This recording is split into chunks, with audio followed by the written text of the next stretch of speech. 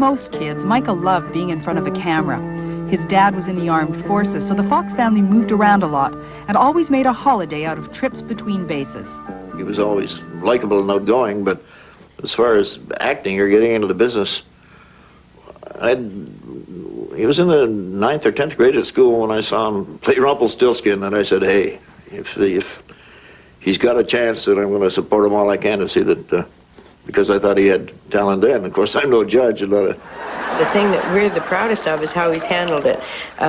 You know, he's still Mike, and he comes home and he phones home often, and he involves his family in his life. It's not like I'm down here and this is my world now and you're back there. No.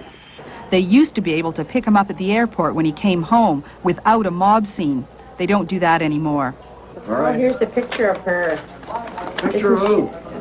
Of this little girl.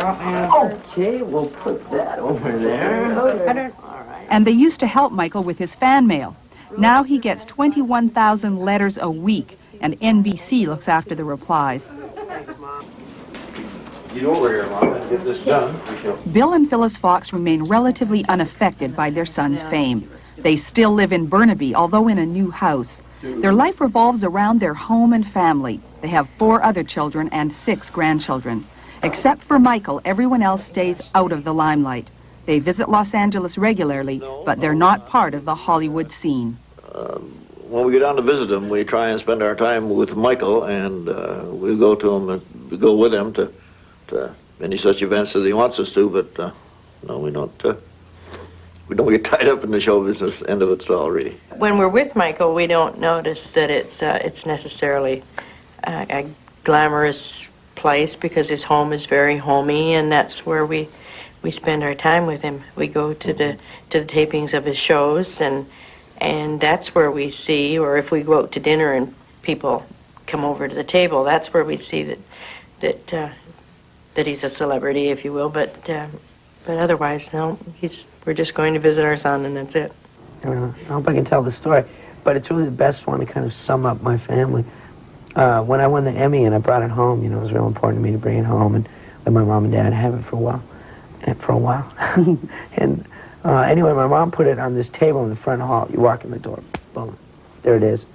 And I remember, you know, walking in the room one day, and beside it was my brother's boxing trophy, my sister's bowling trophy, my mom and dad's bridge trophy.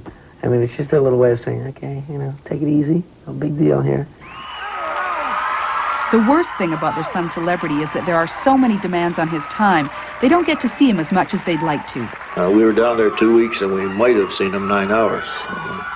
He gets up in the morning, and from the minute that he comes out of his bedroom, his assistant is there with the list of things that are happening today and what he's got to do before he even leaves for work, and then what he has to do after work, what's required of him.